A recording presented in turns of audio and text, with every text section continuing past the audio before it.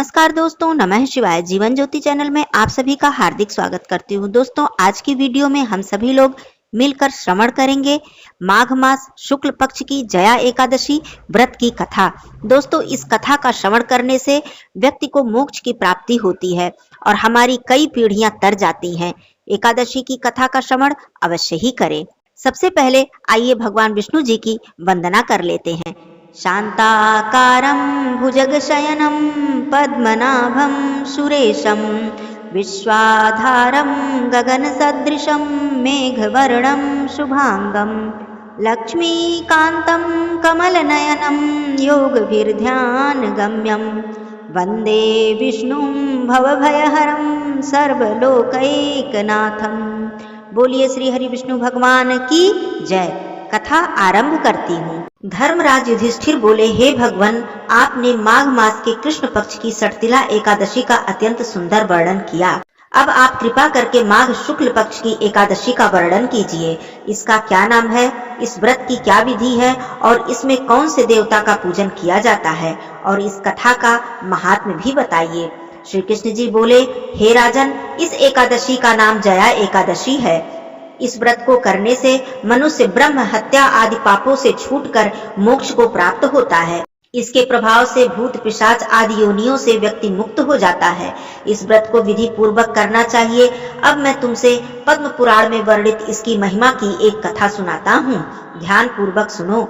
देवराज इंद्र स्वर्ग में राज करते थे और अन्य सब देवगण सुख पूर्वक स्वर्ग में रहते थे। एक समय इंद्र अपनी इच्छानुसार नंदनवन में अप्सराओं के साथ विहार कर रहे थे और गंधर्व गान कर रहे थे। उन्हीं गंधर्वों में प्रसिद्ध पुष्पदंत तथा उसकी कन्या पुष्पवती और चित्रसेन तथा उसकी स्त्री मालिनी भी उपस्थित थे। साथ ही मालिनी का पुत्र पुष्पवान और उसका पुत्र माल्यवान भी उपस्थित था। पुष्पवती गंधर्व कन्या माल्यवान को देखकर उस पर मोहित हो गई और माल्यवान पर काम बाण चलाने लगी। उसने अपने रूप और लावण्य तथा हाव भाव से माल्यवान को अपने वश में कर लिया। हे राजन, वह पुष्पवती अत्यंत ही सुंदर थी। अब वे इंद्र को प्रसन्न करने के लिए गान करने लगे, परंतु परस्पर मोहित हो जाने के कारण उनका चित्त भ्रमित हो गया। इस कारण ठीक से न गायन कर पाने की वजह से स्वर ताल बिगड़ गया।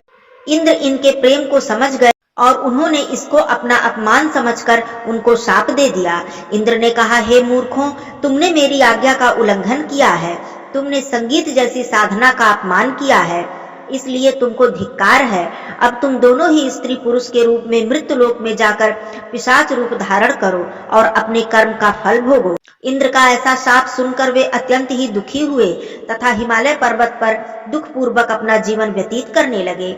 उन्हें गंध, रस तथा स्पर्श आदि का कुछ भी ज्ञान नहीं रह गया। वहां उनको महान दुख मिल रहा था। उन्हें एक क्षण के लिए भी निद्रा नहीं आती थी। उस जगह अत्यंत शीत था, इससे उनके रोंगटे खड़े रहते थे। शीत के मारे वे कपकपाते रहते थे। एक दिन पिशाच ने अपनी स्त्री से कहा, पिछले जन्म में हमने कौन सा ऐसा पाप किया था जिससे हमारी यह दुर्गति हो रही है। इस पिशाच योनि से तो नरक का दुख सहना ही अच्छा है, अतः हमें अब किसी प्रकार का पाप नहीं करना चाहिए। इस प्रकार विचार करते हुए वे अपने दिन व्यतीत कर रहे थे। दैव योग से तभी माघ शुक्ल पक्ष की जया नामक एकादशी आई। उस दिन उन्होंने कुछ भी भोजन आदि नहीं किया, न ही कोई पाप कर्म किया। केवल फल फूल खाकर ही पूरा दिन व्यतीत कर दिया और सायंकाल के समय महान दुख से पीपल के वृक्ष के नीचे बैठ गए। उस समय सूर्य भगवान अस्त हो रहे थे। उस रात को अत्यंत ठंड थी। इस कारण वे दोनों शीत के मारे अति दुखी होकर मृतक के समान आपस में चिपटे हुए पड़े रहे। उस रात्रि को उनको निद्रा नहीं आई।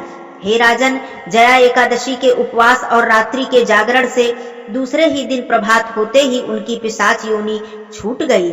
अत्यंत सुंदर गंधर्व और अप्सरा की देह धारण करके वह सुंदर वस्त्र आभूषणों से अलंकृत होकर स्वर्गलोक को प्रस्थान किया। उस समय आकाश में देवता उनकी स्तुति करते हुए पुष्प वर्षा करने लगे।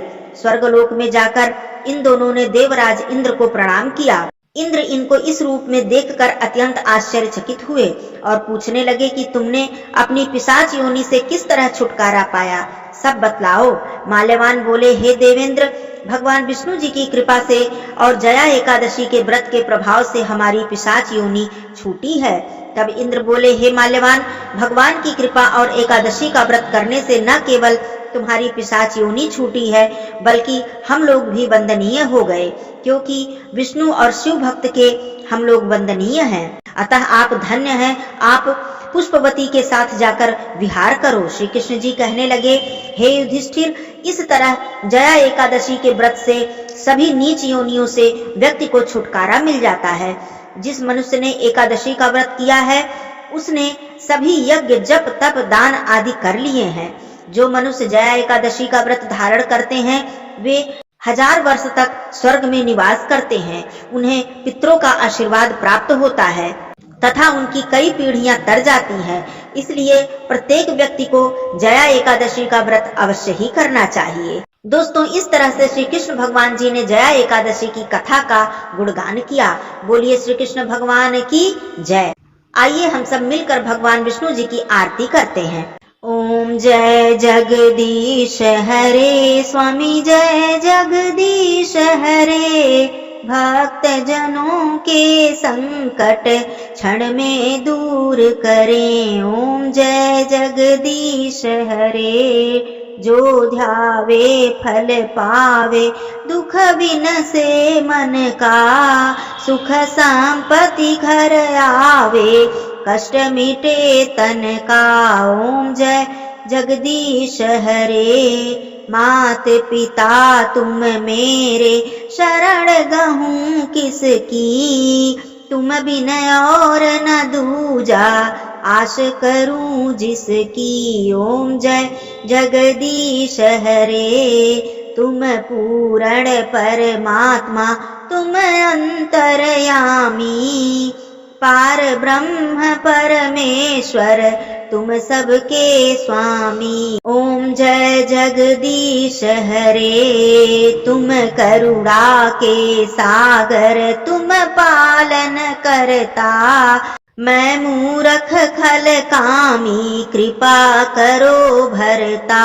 ओम जय जगदीश हरे, तुम हो एक अगोचर, सबके प्राणपति, किस विधि मिलूं दया मैं तुमको, मैं कुमति। ओम जय जगदीश हरे, दीन बंधु दुख हरता, तुम रक्षक मेरे, करुणा हस्त बढ़ाओ, द्वार पड़ा मैं तेरे। ओम जय जगदीश हरे, विषय विकार मिटाओ, पाप हरो देवा, श्रद्धा भक्ति बढ़ाओ, संतन की सेवा। ओम जय जगदीश हरे, श्री जगदीश जी की आरती जो कोई जन गावे, कहत शिवानंद स्वामी, सुख संपत्ति पावे। ओम जय जगदीश हरे, ओम जय जगदीश हरे। बोलिए श्री हरि विष्णु भगवान की जय।